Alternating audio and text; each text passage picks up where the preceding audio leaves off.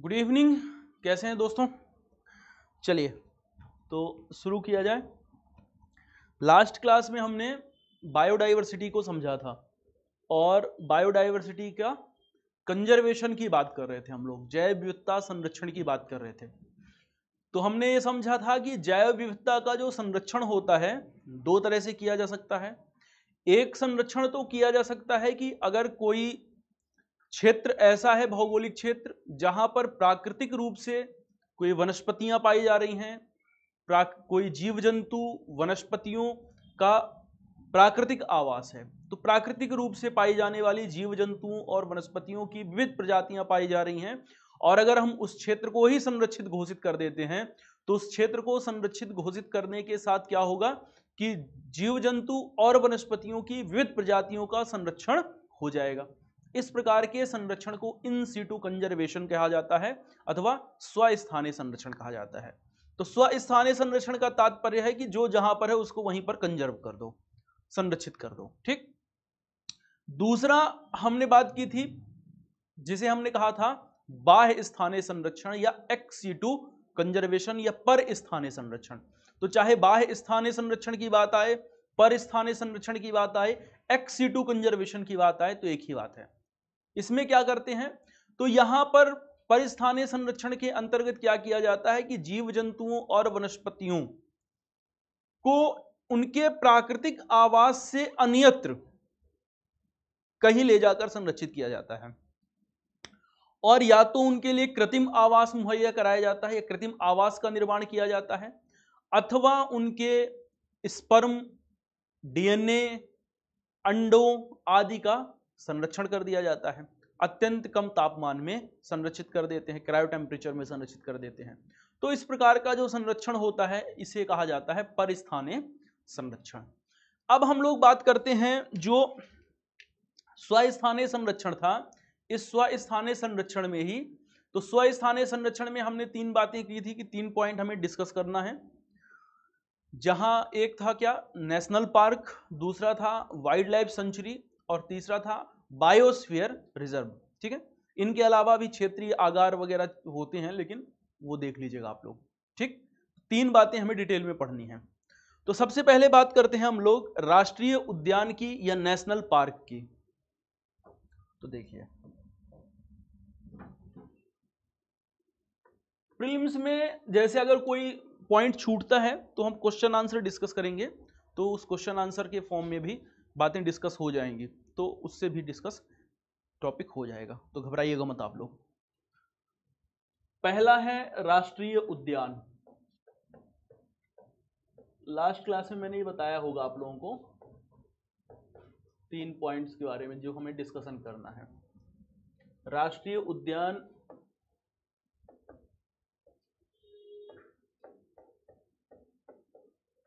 या national park. ठीक है,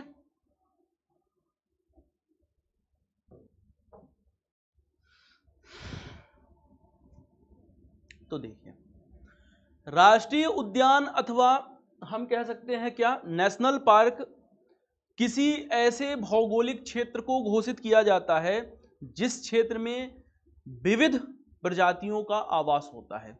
तो मान लीजिए कि कोई भौगोलिक क्षेत्र है, कोई ये एक भौगोलिक क्षेत्र है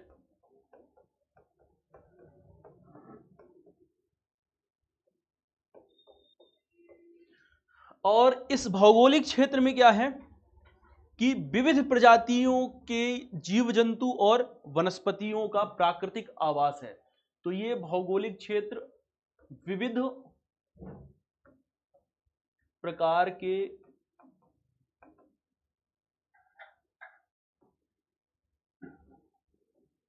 जंतुओं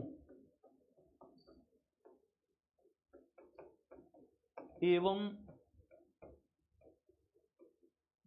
वनस्पतियों का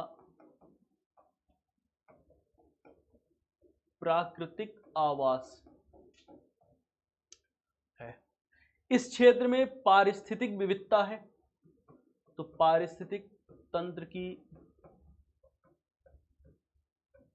विविधता पाई जाती है। ठीक है, जलीय निकाय भी हैं इस क्षेत्र में, तो यहां पर जलीय निकाय भी हो सकते हैं, घास भूमि हो सकती है, वन क्षेत्र भी हो सकता है, ठीक है ना। तो विविध प्रकार की वनस्पतियां, मुख्य ध्यान रखना है, विविध प्रकार के जंतु और वनस्पतियों का ये क्या है, प्राकृतिक आवास है और भौगोलिक क्षेत्र है।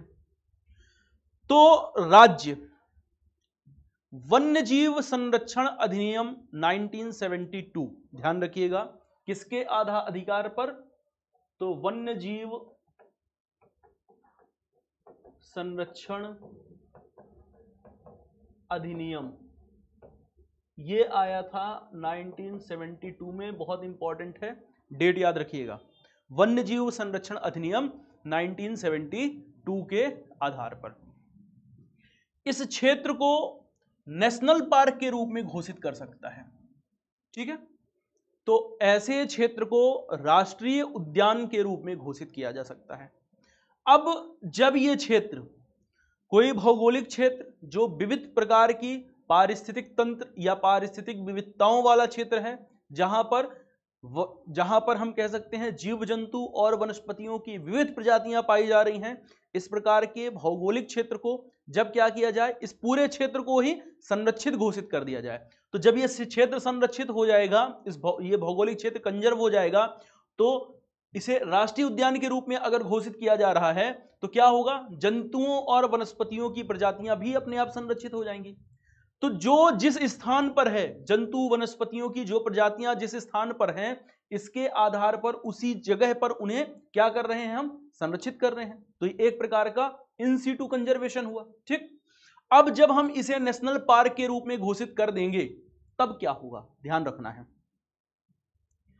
अब हुआ क्या कि इस क्षेत्र को नेशनल पार्क के रूप में घोषित कर दिया गया, अब ये क्षेत्र राष्ट्रीय उद्यान बन गया, ठीक है।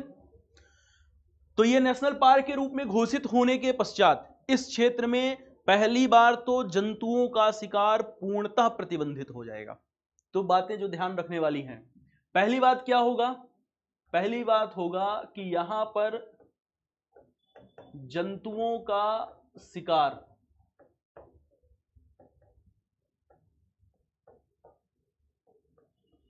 पूर्णतः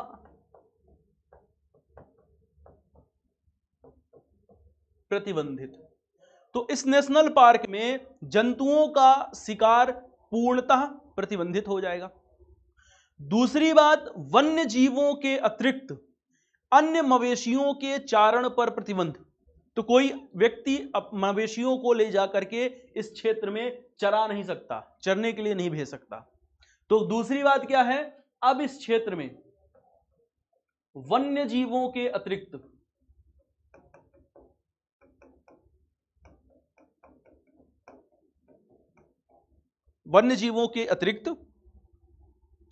अन्य जीवों अथवा मवेशियों के चारण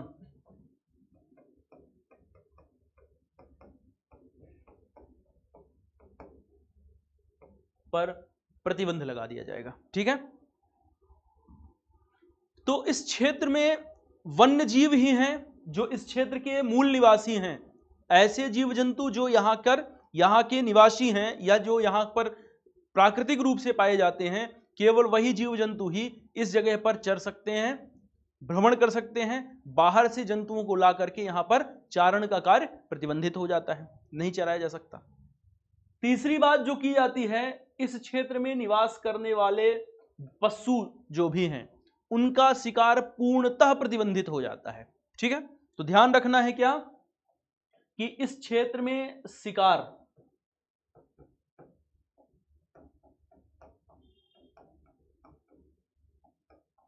प्रतिबंधित हो जाता है, ठीक है।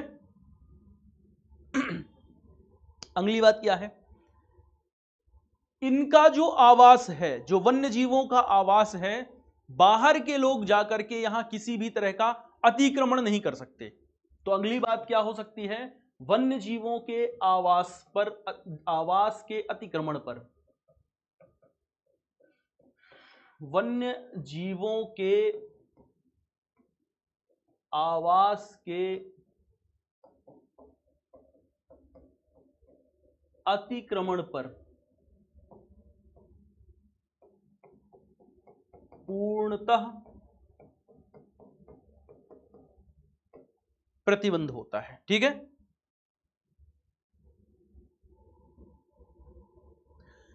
नेक्स्ट जो बात ध्यान रखने वाली है, इस पूरे क्षेत्र में किसी भी प्रकार के व्यक्तिगत स्वामित्व के अधिकार प्रदान नहीं किए जाते।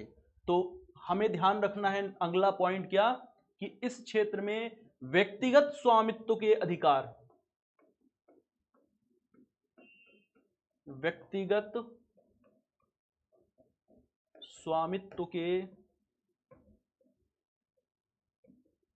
अधिकार प्रदान नहीं किए जाते। ठीक है, तो इन बातों को ध्यान रखना है।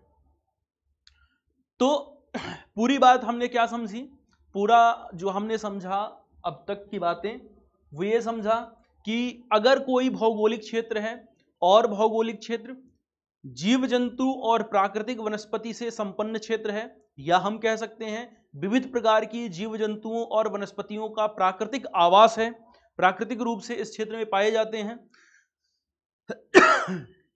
विविध पारिस्थितिक तंत्रों के बाहुल्य वाला क्षेत्र है, ऐसी स्थिति में इस भौगोलिक क्षेत्र के संरक्षण किया जाना आवश्यक है। यह भी ध्यान रखना है कि इस क्षेत्र का संरक्षण किया जाना आवश्यक है। तब ऐसी स्थिति में वन्यजीव संरक्षण अधिनियम 1972 के आधार पर केंद्र अथवा राज्य इस क्षेत्र को राष्ट्रीय उद्यान के रूप में घोषित कर सकता है, नेशनल पार्क के रूप में घोषित कर सकता है। अब यह क्षेत्र राष्ट्रीय उद्यान के रूप में घोषित हो जाने के पश्चात, जब इस क्षेत्र को राष्ट्रीय उद्यान के रूप में घोषित कर दिया जाएगा, तब इस क्षेत्र में कुछ सीमाएं लागू हो जाती हैं। और सीमाएं क्या होंगी? सबसे पहली बात तो इस क्षेत्र में जंतुओं का शिकार पूर्णतः प्रतिबंधित हो जाता है।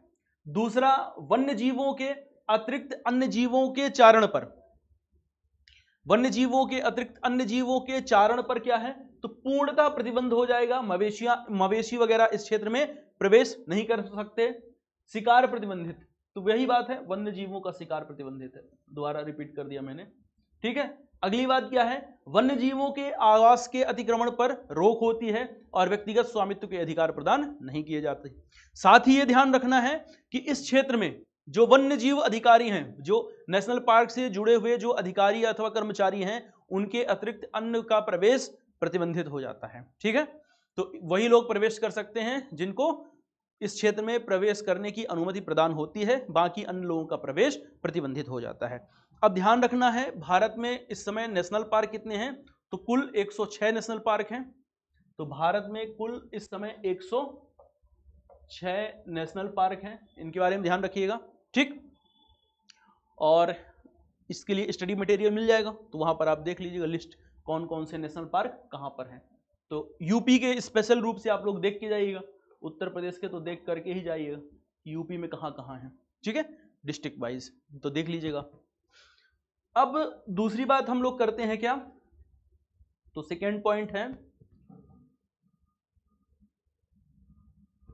दूसरा है नेशनल पार्क हमने डिस्कस कर लिया, राष्ट्रीय उद्यान डिस्कस कर लिया।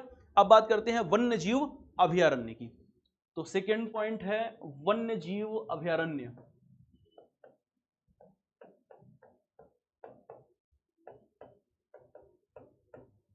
वन्य जीव अभयारण्य, ठीक है। अब ध्यान रखिएगा, सेम यहां भी है वाइल्ड लाइफ सेंचुरी।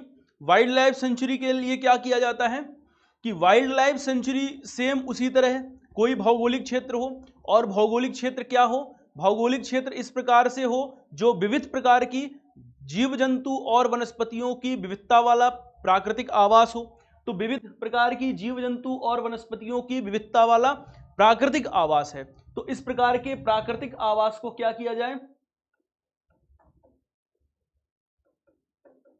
इसे संरक्षित घोषित कर दिया जाए, तो इसे वाइल्ड लाइफ सेंचुरी के रूप में घोषित कर दिया जाता है। अब वाइल्ड लाइफ सेंचुरी के रूप में सरकार घोषित करती है, और किसके आधार पर? तो सेम किसके आधार पर करती है? वन्य जीव संरक्षण अधिनियम 1972 के आधार पर। तो इसे भी घोषित किया जाता है वन्य जीव संरक्षण अधिनियम 1972 के आधार पर। वन्य जीव संरक्षण अधिनियम 1972, ठीक। तो ध्यान रखिएगा, लेकिन यहां पर कुछ छूट प्रदान की जाती है। तो नेशनल पार्क में कोई छूट नहीं प्रदान की गई थी, लेकिन यहां पर कुछ छूट प्रदान की जाती है। जैसे यहां पर जनजातीय समुदाय के व्यक्तिगत स्वामित्व के अधिकार प्रदान किए जाते हैं। तो जनजातीय समुदाय के लोगों आदि के लिए क्या किया जाता है? पहली बात तो इस स्थान पर व्यक्तिगत स्वामित्व,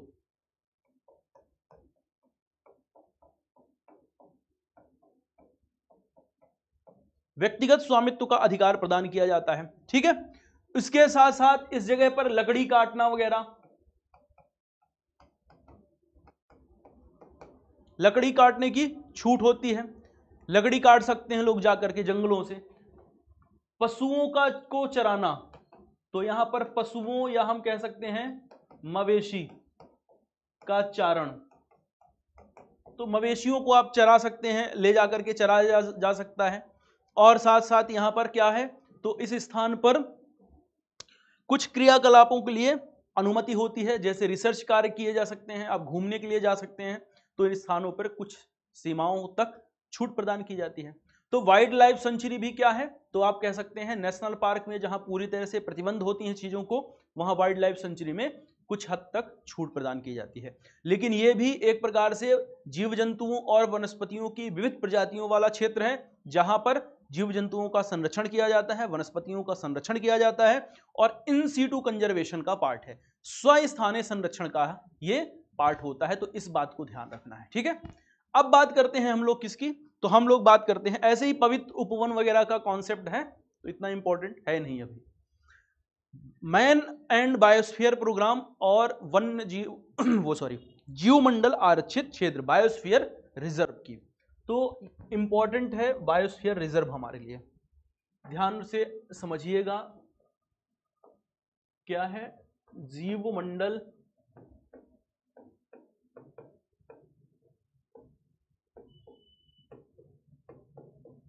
आरक्षित क्षेत्र, जीवमंडल आरक्षित क्षेत्र।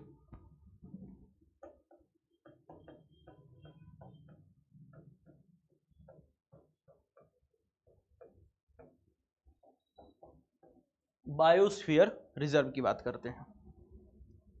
देखिए, एक टाइमलाइन ध्यान रखना है। सबसे पहले 1971 में यूनेस्को का एक कार्यक्रम शुरू हुआ। तो यूनेस्को का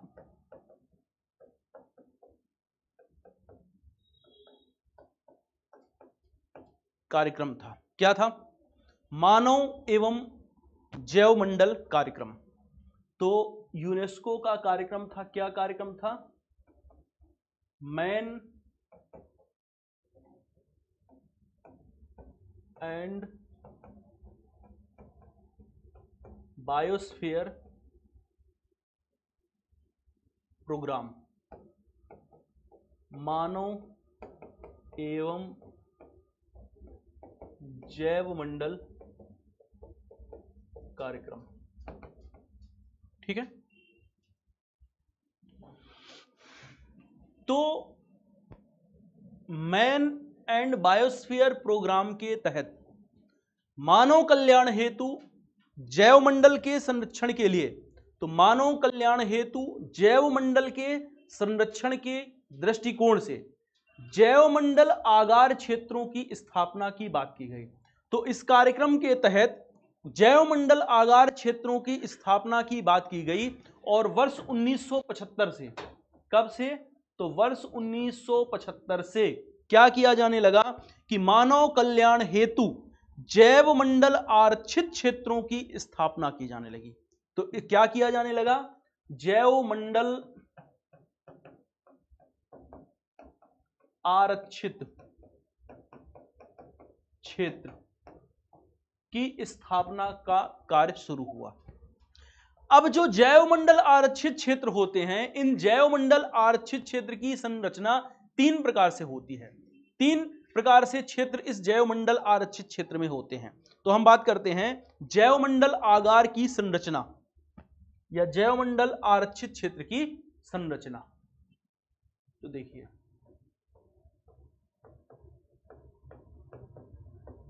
जैवमंडल आगार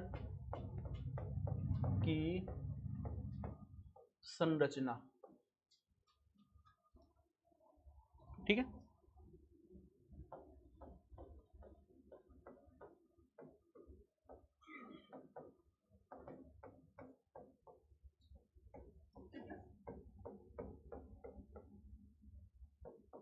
स्ट्रक्चर ऑफ बायोस्फीयर रिजर्व, जैवमंडल आगार की संरचना। जैवमंडल आगार क्षेत्रों को या बायोस्फीयर रिजर्व क्षेत्रों को 3 भागों में वर्गीकृत किया गया। कितने भागों में? तो 3 भागों में इन्हें वर्गीकृत किया जाता है। सबसे पहला जो क्षेत्र होता है इसे कहते हैं केंद्रीय भाग, सेंट्रल जोन अथवा कोर एरिया। तो पहला जो क्षेत्र है इसे कहा जाता है क्या? केंद्रीय भाग, सेंट्रल जोन अथवा कोर जोन कहते हैं। तो इसे कहा जाता है क्या? Core zone. दूसरा होता है मध्यवर्ती भाग,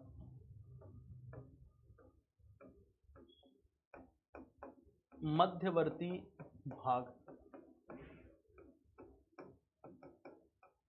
बफर जोन। और तीसरा होता है क्या? संक्रमण क्षेत्र अथवा कहा जाता है इसे बाह्य क्षेत्र या परिचालन क्षेत्र। तो तीसरा होता है बाह्य क्षेत्र, इसे आउटर जोन,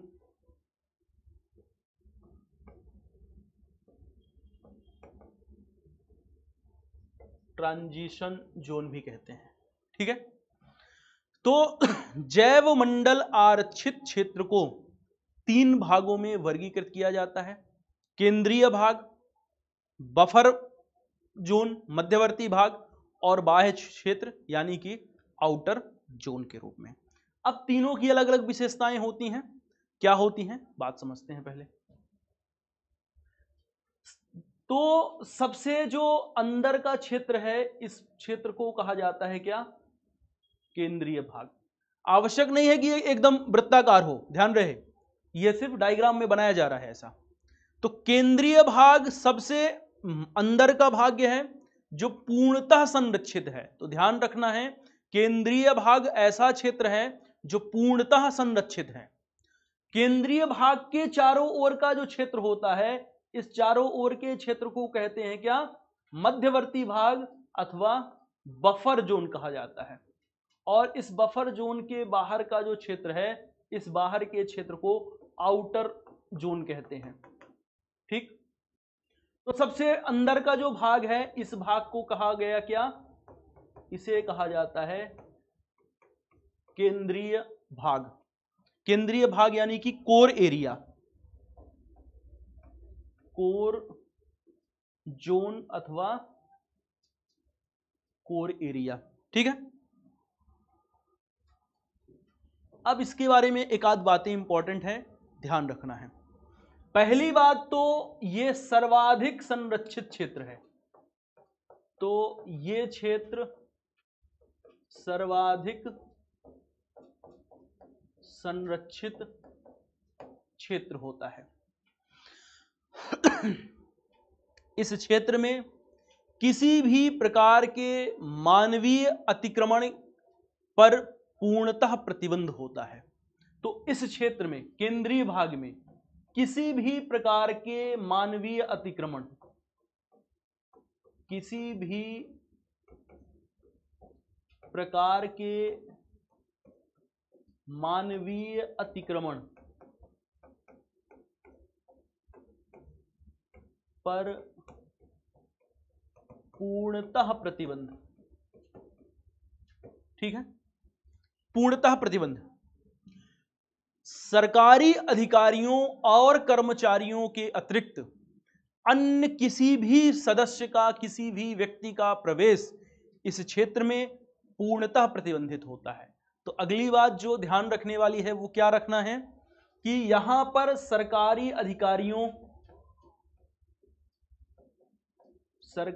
अधिकारियों अथवा कर्मचारियों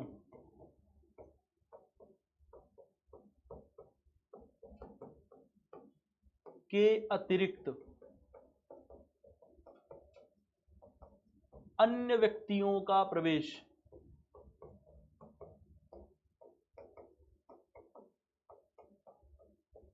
पूर्णतः वर्जित होता है। ठीक है, ये जो क्षेत्र है, केंद्रीय भाग का जो क्षेत्र है, ये पारिस्थितिकी एवं जैव विविधता की दृष्टि से अत्यंत महत्वपूर्ण, या हम कह सकते हैं सबसे अधिक महत्वपूर्ण क्षेत्र है। तो केंद्रीय भाग पारिस्थितिकी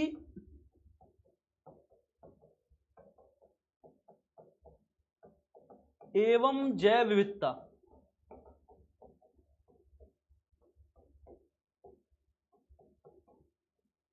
की दृष्टि से सर्वाधिक महत्वपूर्ण क्षेत्र होता है। तो पारिस्थितिकी एवं जैव विविधता की दृष्टि से सबसे अधिक महत्वपूर्ण क्षेत्र जो है वो केंद्रीय भाग है अथवा कोर एरिया है। किसी भी प्रकार के बाह्य हस्तक्षेप पर पूर्ण रूप से प्रतिबंध होता है। यह क्षेत्र कोई नेशनल पार्क हो सकता है, यह क्षेत्र कोई वाइल्ड लाइफ सेंचुरी भी हो सकती है, लेकिन अगर वाइल्ड लाइफ सेंचुरी का क्षेत्र इस क्षेत्र में शामिल होता है तो वहां पर पूर्ण प्रतिबंध लागू हो जाएगा। इस बात को ध्यान रखना है। ठीक, तो कोर एरिया पूर्णतः प्रतिबंधित क्षेत्र है। अब कोर एरिया के चारों ओर का जो क्षेत्र है, तो कोर एरिया के चारों ओर फैला हुआ जो क्षेत्र है, इस क्षेत्र को कहा जाता है बफर जोन। तो कोर एरिया के चारों ओर का क्षेत्र बफर जोन है। ठीक, तो ध्यान रहे कि कोर एरिया के चारों ओर का क्षेत्र है ये, तो इसके बारे में ध्यान रखना है कि कोर एरिया के चारों ओर का क्षेत्र बफर जोन होता है। बफर जोन का सीमांकन अच्छी तरह से किया जाता है या पूर्ण रूप से बफर जोन का सीमांकन किया जाता है, लेकिन कुछ बातों का यहां पर ध्यान रखा जाता है बफर जोन में कि इस बफर जोन में शोध कार्य, पर्यावरण पारिस्थितिकी से जुड़े हुए कार्य अथवा अन्य कार्यों के लिए अनुमति प्रदान होती है।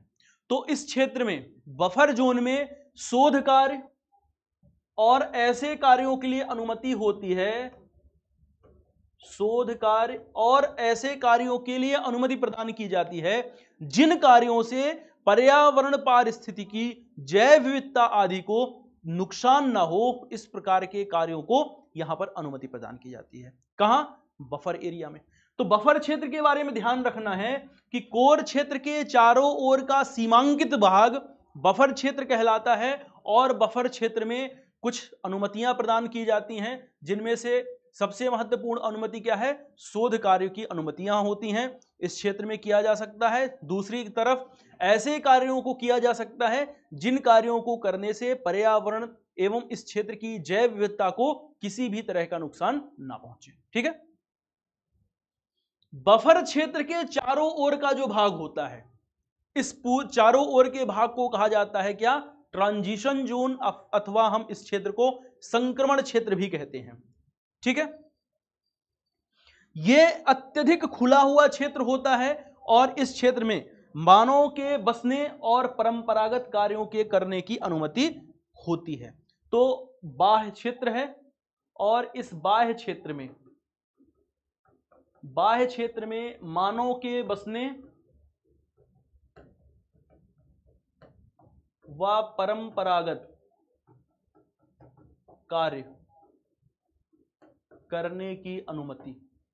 तो यहां पर अपने पशु मवेशी इत्यादि को पाल सकते हैं, मनुष्य बस सकते हैं, यानी जनजातीय समुदाय के लोग इस स्थान पर रह सकते हैं। इन सारे कार्यों की इस जगह पर अनुमति प्रदान की जाती है। ठीक, इस बात को ध्यान रखिएगा। तो जैवमंडल आरक्षित क्षेत्रों की स्थापना तीन तरह से, मतलब जैवमंडल आरक्षित क्षेत्रों की स्थापना जिस संकल्पना के तहत की जाती है, उस संकल्पना के तहत जैवमंडल आरक्षित क्षेत्रों को तीन भागों में वर्गीकृत किया जाता है।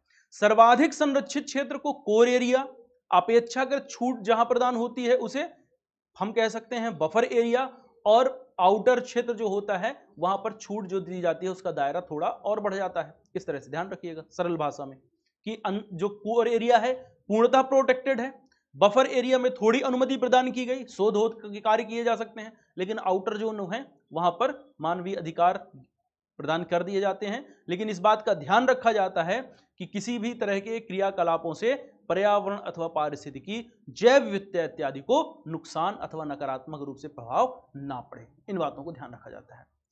अब भारत में कुल जैवमंडल आरक्षित क्षेत्रों की अगर बात की जाए तो कितने हैं? तो कुल 18 जैवमंडल आरक्षित क्षेत्र भारत में हैं। कहां कहां पर हैं, इनका सीमांकन अत्यंत इंपॉर्टेंट है, तो ध्यान रखिएगा। जहां जहां मैं लोकेट करूं आप लोग भी लोकेट कर लीजिएगा मेरे साथ में, और इंपॉर्टेंट है क्योंकि प्रीलिम्स के पॉइंट ऑफ व्यू से इंपॉर्टेंट है, तो प्रीलिम्स में प्रश्न पूछ लेता है। तो सीमांकन करते हैं पहले तो मेरे साथ साथ सीमांकन करिएगा। तो सबसे पहले चलते हैं हिमाचल प्रदेश, और हिमाचल प्रदेश में एक साइट है, इस साइट को सीमांकन करिएगा, शीत मरुस्थल। तो क्या नाम है इसका? नाम है शीत मरुस्थल। तरीका आपको मैं बता देता हूं, तरीका क्या करना है, ऐसे ही आउटलाइन मैप रखिएगा अपने पास, तो आउटलाइन मैप निकाल लीजिएगा। और उत्तर प्रदेश प्रारंभिक परीक्षा देने जा रहे हैं आप लोग, तो उत्तर प्रदेश में national park, wild life sanctuary, ठीक है, चिड़ियाघर, बॉटेनिकल गार्डन, और इनके साथ साथ क्या है, वेटलैंड्स, इन सब को भी आपको मार्क करना है। तरीका मैं एक में ही बता रहा हूं, ये सब आपके काम है, मेरे काम नहीं, मैं याद नहीं कराऊंगा आपको। यूपी का आउटलाइन ले लीजिएगा, जिस डिस्ट्रिक्ट में हो उस डिस्ट्रिक्ट के साथ ऐसे मार्क कर लीजिएगा। तो इस तरह से मार्क करिएगा तो याद रखिएगा, तो याद रखना आसान हो जाता है मार्क करने से, ठीक है। तो पहला मार्क करिए हिमाचल प्रदेश में शीत मरुस्थल। दूसरा मार्क करिए उत्तराखंड में, यहां पर नंदा देवी। तो हिमाचल प्रदेश मार्क किया आप लोगों ने। अब हिमाचल प्रदेश के बाद आपने मार्क किया नंदा देवी। अब चलते हैं सिक्किम, और सिक्किम में मार्क करिए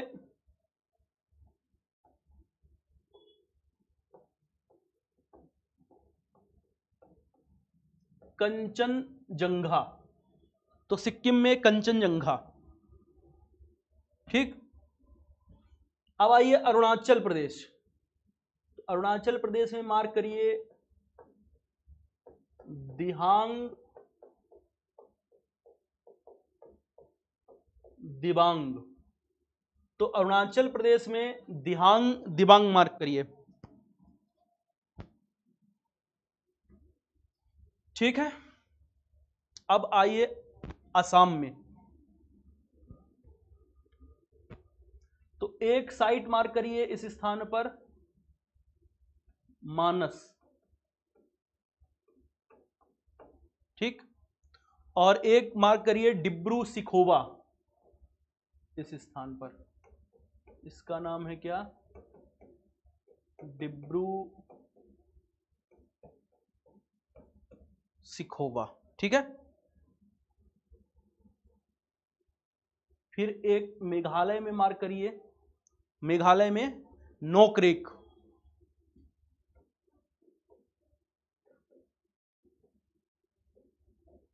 तो नोकरेक मार्क करिए, ठीक है। अब आते हैं पश्चिम बंगाल, तो पश्चिम बंगाल में मार्क करना है सुंदरबन। तो यहां पर मार्क करिए सुंदरबन। ठीक, इसके बाद उड़ीसा, उड़ीसा में मार्क करते हैं, हाँ? अमरकंटक उड़ीसा में है। सिमलीपाल,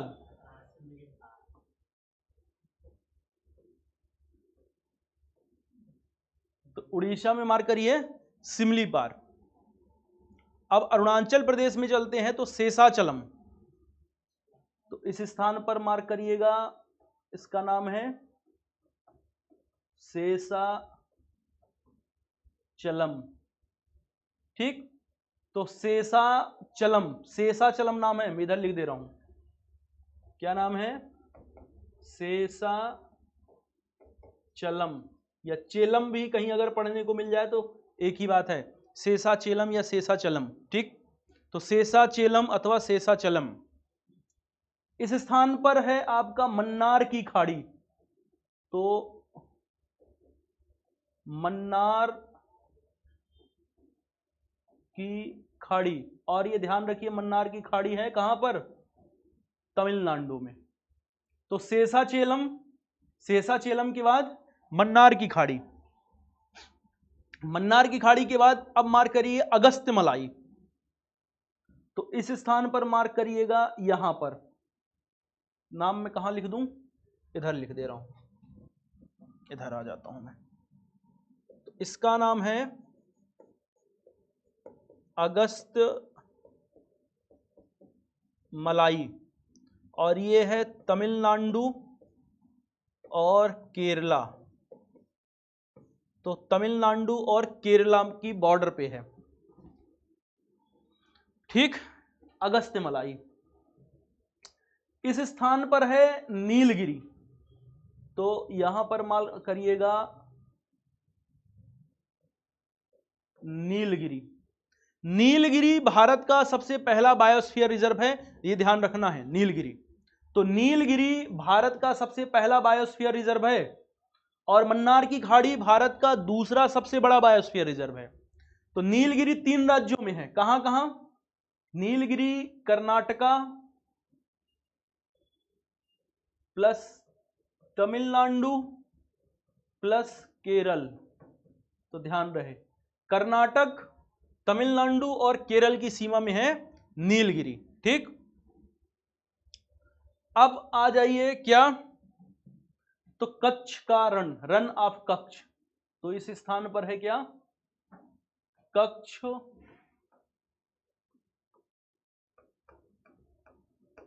का रण। ठीक है, तो कच्छ का रण, कच्छ का रण भारत का सबसे बड़ा बायोस्फीयर रिजर्व साइट है, तो कच्छ का रण।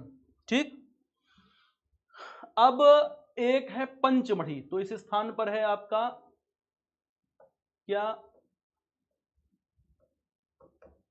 पंचमढ़ी, और इस स्थान पर है आपका इधर पन्ना, तो 2 है मध्य प्रदेश में, पंचमढ़ी और पन्ना। पन्ना जो है वो सबसे नया है, लेटेस्ट है, 2011 में बनाया गया है, तो पंचमढ़ी और पन्ना।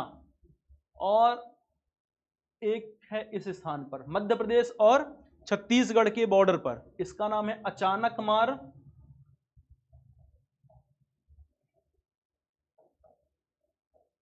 अमरकंटक।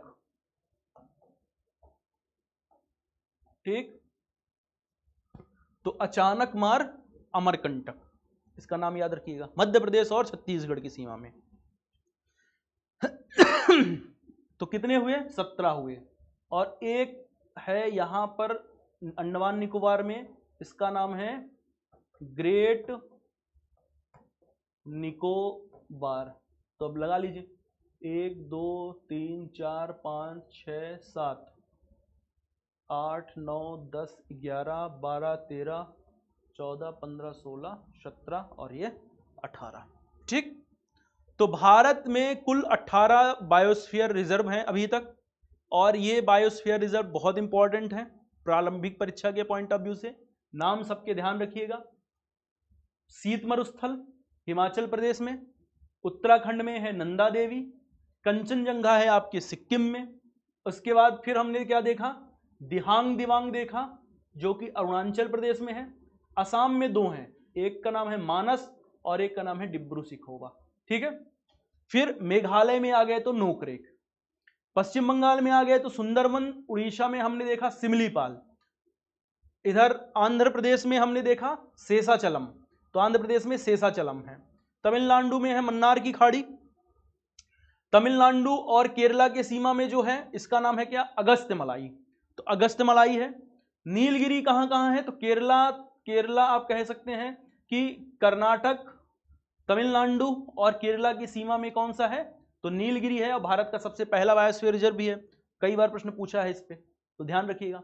कक्षकरण है गुजरात में, मध्य प्रदेश में 2 हैं, पंचमढ़ी और पन्ना, और एक क्षेत्र है मध्य प्रदेश और छत्तीसगढ़ की सीमा पर, इसका नाम है अचानकमार अमरकंटक, और एक क्षेत्र कहां पर है, अंडमान निकोबार में, जिसका नाम है ग्रेट निकोबार, तो ध्यान रखिएगा इसका नाम। ठीक, तो ये है भारत के बायोस्फीयर रिजर्व, और इनको इसी तरह से आउटलाइन मैप में आपको मार्क कर लेना है। ठीक, चलिए आगे बढ़ते हैं। अब हम लोग बात करते हैं बाह्य स्थानीय संरक्षण की। तो अब बात की जाएगी किसकी, बाह्य स्थानीय संरक्षण। तो हेडिंग लगाइए XC2 कंजर्वेशन, XC2 कंजर्वेशन अथवा बाह्य स्थानीय संरक्षण।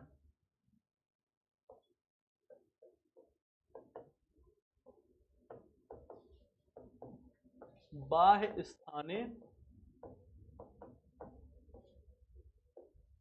संरक्षण।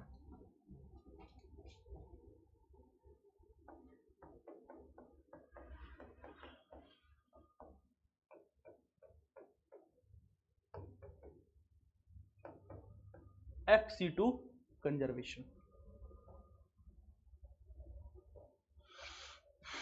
तो देखिए, अगर एक प्राकृतिक आवास है, ये कोई है प्राकृतिक आवास, और इस प्राकृतिक आवास में जीव जंतु अथवा वनस्पतियां पाई जा रही हैं, तो जीव जंतुओं और वनस्पतियों का ये प्राकृतिक आवास है। तो जीव जंतुओं और वनस्पतियों को उनके प्राकृतिक आवास से अन्यत्र कहीं ले जाकर के स्थानांतरित करें, तो उनके प्राकृतिक आवास से कहीं अन्यत्र ले गए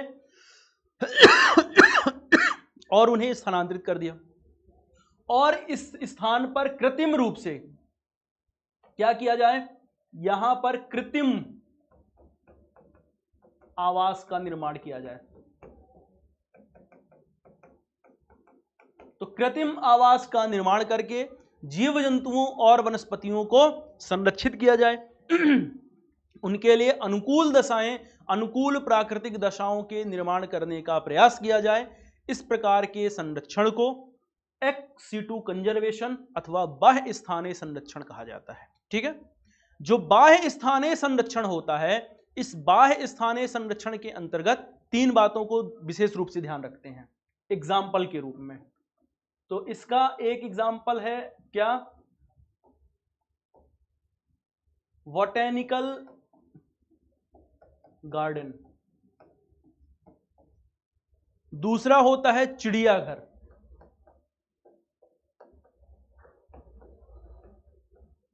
तो बॉटेनिकल गार्डन, चिड़ियाघर, और तीसरा होता है क्या, जीन बैंक।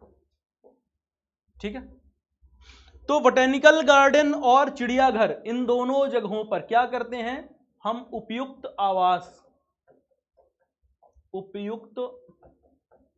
आवास का निर्माण करते हैं। इस स्थान पर उपयुक्त आवास निर्माण का कार्य किया जाता है, जबकि जीन बैंक इस स्थान पर क्या किया जाता है, तो आनुवांशिक स्तर पर या आनुवांशिक पदार्थों का संरक्षण किया जाता है। ठीक, इस बात को ध्यान रखिएगा। अब पहले तो समझ लेते हैं बॉटेनिकल गार्डन को। तो पहला है क्या,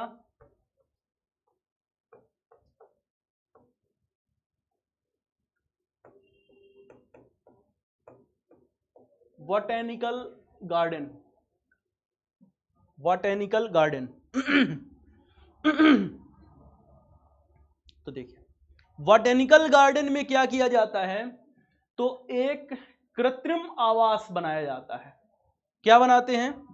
एक प्रकार का कृत्रिम आवास निर्माण करते हैं। तो ये है एक प्रकार का कृत्रिम आवास, और इस कृत्रिम आवास में विश्व के अलग अलग क्षेत्रों से लाई गई पादपों की विविध प्रजातियों का संरक्षण किया जाता है। तो यहां पर क्या किया जाता है, विश्व के अलग अलग क्षेत्रों से अलग अलग क्षेत्रों से लाई गई पादपों की विविध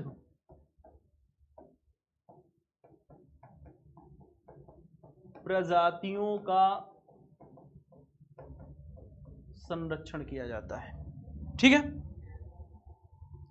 उत्तर प्रदेश में कहां कहां बोटेनिकल गार्डन है, तो ये ध्यान रखिएगा कि बोटेनिकल